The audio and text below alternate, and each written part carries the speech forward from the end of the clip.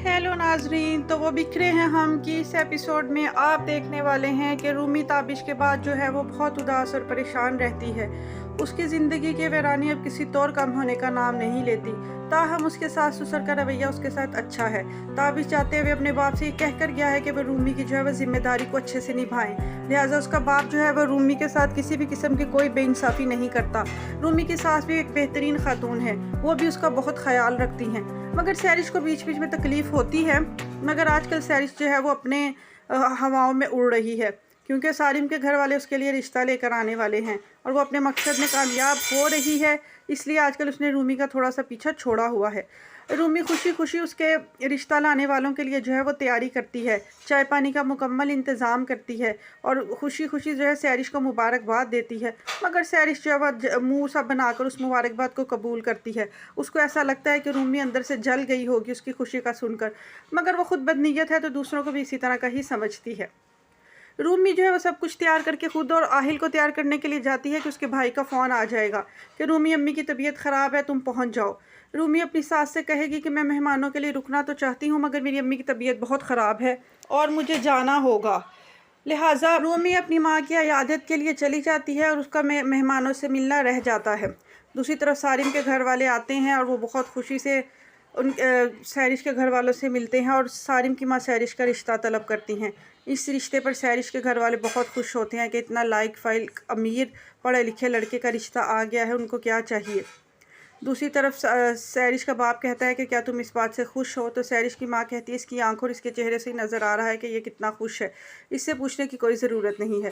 दूसरी तरफ सारिम के और रूमी की मुलाकात इस दफ़ा भी रह जाती है, क्योंकि रूमी अपनी माँ की तरफ चली जाती है, मगर बेचारी अपनी माँ की इयादत करने क्या जाती है, उसकी भाभी को उसका वहाँ आना ही नागवार गुजरता है।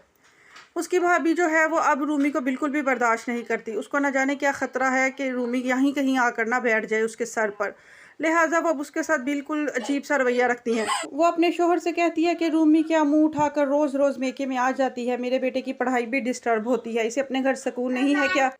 रूमी ये सुनकर बहुत दिल बर्दाश्ता होती है। वो तो सिर्फ अपनी माँ की इयादत के लिए आई और अपनी माँ का ख्याल रख रही होती है, मगर भाभी को उसका इतनी देर के लिए आना भी नागवार गुजरता है। तो वो बेचारी ये बात सोच कर रह जाती है कि अगर कभी ससुराल के रवैये से तंग आकर वो मुस्तकिल तौर पर आ गई तो उसकी भाभी उसका क्या हाल करेंगी। वो बेचारी ये बात सोच कर ही रह जाती है। दूसरी तरफ सैरिश जो है वह किसी चीज़ की शॉपिंग करने के लिए मार्केट में जाती है, तो वहाँ उसको माहम मिल जाती है। वो माहम के ड्राइवर के साथ बहुत बदतमीज़ी करती है और माहम जो है वो उसके रवैये से बहुत ही ज़्यादा परेशान हो जाती है। जब घर आती है तो सारिम की माँ बताती है कि सैरिश के साथ सारिम का रिश्ता तय कर दिया है। ये बात सुन के माहम को बहुत दुख होता है। वो सारिम से कहती है कि तुम्हें शादी करने के लिए सहरिश ही मिली थी, वो वैसी लड़की नहीं है जैसी वो नज़र आती है, तुम एक दिन बहुत ज़्यादा पछताओगे। तो सारिम उसकी बात को सीरियस नहीं लेता। वो कहता है तुम्हें कोई भी लड़की अब पसंद नहीं आ सकती ना, क्योंकि तुम्हारी सोच मुख्तलिफ है। मगर माहम उसका समझाने की बहुत कोशिश करती है, पर सारिम जो है वो उसकी किसी बात में नहीं आता। वो कहता है अब वो ज़्यादा मज़ीद अपनी माँ को मना नहीं कर सकता। दूसरी तरफ सारिम जो है वो सैरिश के साथ भी अपने रवैये में बहुत बेहतरी रखे हुए है। वो सैरिश से कहता है कि तुम मुझे सारिम सर की बजाय सारिम कह सकती हो। सैरिश जो है वो अपने मकसद को कामयाब देखकर बहुत ही खुश हो रही है। दूसरी तरफ रूमी भी ससुराल वापस आती है तो मिठाई लेकर आती है। वो नीयत और दिल की साफ़ लड़की है। वो सैरिश की खुशी में बहुत खुश होती है, मगर सैरिश को न जाने क्या तकलीफ़ है, वो कोई मौका ही हाथ से नहीं जाने देती। उसको इस बात का यकीन ही नहीं है कि रूमी जो है वो सैरिश की खुशी में खुश होगी।